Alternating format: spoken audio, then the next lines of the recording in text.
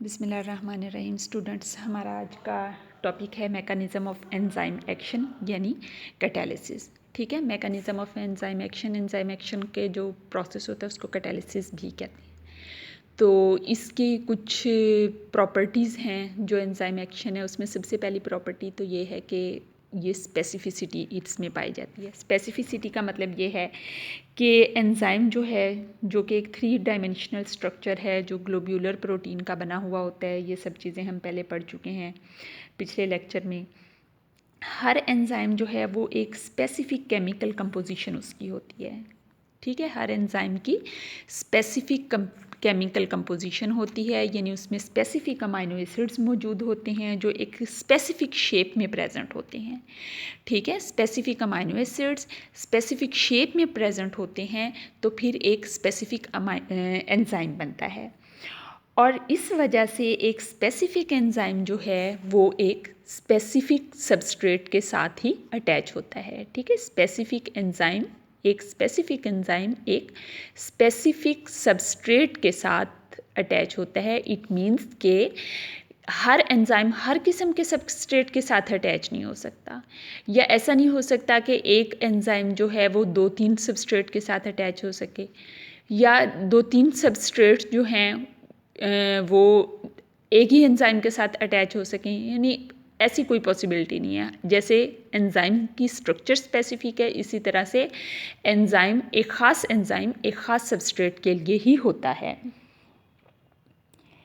और जब ये सबस्ट्रेट के साथ अटैच होता है तो फिर ये सबस्ट्रेट को प्रोडक्ट में कन्वर्ट कर देता है।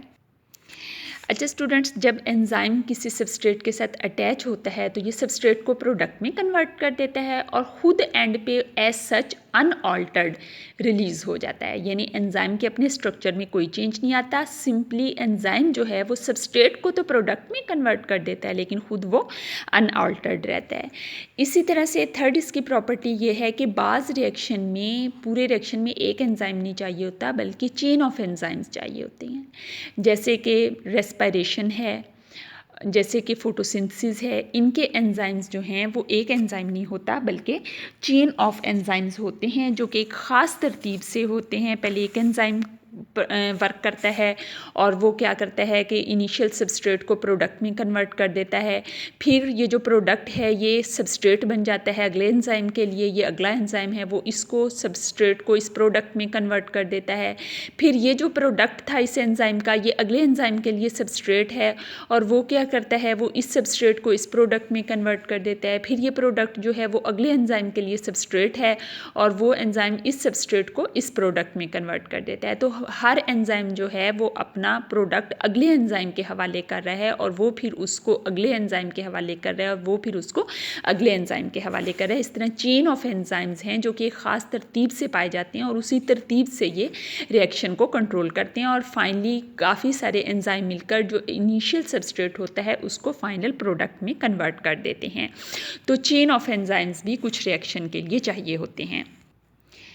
नेक्स्ट जो प्रॉपर्टी है वो ये है कि formation of enzyme substrate complex. Enzyme और सबस्ट्रेट जब आपस में मिल जाते हैं तो इसको एंजाइम सबस्ट्रेट कम्प्लेक्स कहते हैं। इसके बारे में कुछ आप पहले भी लास्ट टाइम में मैंने आपको बताया था कि हर एंजाइम के ऊपर एक एक्टिव साइट होती है, उस एक्टिव साइट के ऊपर स्पेसिफिक अमाइनो एसिड्स मौजूद होते हैं और फिर उसको एक्टिव साइट को आगे 2 हिस्सों में डिवाइड किया हुआ होता है। बाइंडिंग साइट होती है, कैटालिटिक साइट होती है।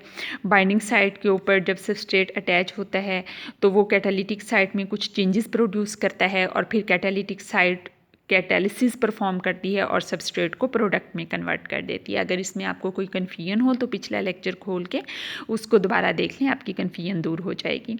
ठीक है, फिर उसके बाद नेक्स्ट जो है एंजाइम्स में लॉक एंड की मॉडल है। लॉक एंड की मॉडल जैसे कि स्टूडेंट्स आप देखते हैं ख़ास लॉक एक ख़ास की से ओपन होता है, इसी तरह से एक ख़ास एंजाइम एक ख़ास सबस्ट्रेट के साथ ही रिएक्ट कर सकता है और ये मॉडल इमाइल फिशर ने 1890 में पेश किया था और इसके मुताबिक स्पेसिफिक की open a specific lock, similarly a specific enzyme transform specific substrate into product. ठीक है, जैसे एंजाइम लॉक के लिए एक स्पेसिफिक की होती है, इसी तरह ख़ास सबस्ट्रेट के लिए ख़ास एंजाइम होता है।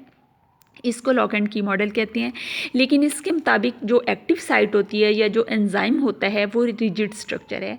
जैसे लॉक से ये उसको बता रहे हैं ना, तो लॉक एक रिजिड स्ट्रक्चर है, तो इट मीन्स कि एंजाइम भी रिजिड स्ट्रक्चर है। तो इस मॉडल के तहत एंजाइम एक रिजिड स्ट्रक्चर है, लेकिन एंजाइम एक रिजिड स्ट्रक्चर नहीं होता, इसमें थोड़ी बहुत चेंजेस भी होती हैं। एंड पर ये अनऑल्टर्ड ही रिलीज़ होता है, लेकिन जब ये अटैच होता है सबस्ट्रेट के साथ तो इसमें थोड़ी सी मॉडिफिकेशन होती हैं। इस वजह से हम ये नहीं कह सकते कि रिजिड स्ट्रक्चर है। रिजिड स्ट्रक्चर वो होता है जिसमें कोई मॉडिफिकेशन नहीं होती, लेकिन एंजाइम जब सबस्ट्रेट के साथ अटैच होता है तो थोड़ी देर के लिए इसमें मॉडिफिकेशंस होती हैं। इसलिए ये जो मॉडल है लॉक एंड की मॉडल, इसमें कुछ मॉडिफिकेशन की गई और एक नया मॉडल बनाया गया। स्टूडेंट्स, उस नए मॉडल के मुताबिक नया मॉडल जो है उसका नाम है इंड्यूस्ड फिट मॉडल। इस नए मॉडल को कोशलैंड ने 1959 में प्रेजेंट किया था, और इसने कैसे प्रेजेंट किया, इसने मॉडिफाई किया लॉक एंड की मॉडल को। ठीक है, कैसे मॉडिफाई किया, इसने कहा कि सबस्ट्रेट जब अटैच होता है एंजाइम के साथ तो ये इंड्यूस कर देता है चेंजेस इन एंजाइम स्ट्रक्चर, यानी एंजाइम के सबस्ट्रेट के अटैच होने से एंजाइम के स्ट्रक्चर में कुछ चेंजेस आ जाती हैं, और ये चेंजेस जो हैं ये फ़ायदेमंद होती हैं। This change enable enzyme to perform its activity more efficiently. इस चेंज की वजह से एंजाइम अपनी एक्टिविटी ज़्यादा अच्छे तरीके से परफॉर्म कर सकता है। और स्टूडेंट, जो हमने अनऑल्टर्ड की बात की थी ना सेकंड स्टेप में, तो ये उसके लिए डायग्राम है कि ये देखिए एक एंजाइम है और ये इसका सबस्ट्रेट है।